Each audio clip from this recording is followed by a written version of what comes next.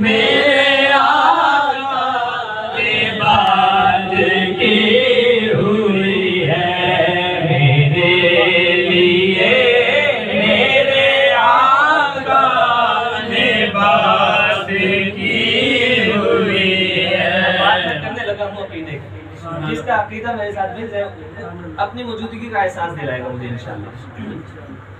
मैनू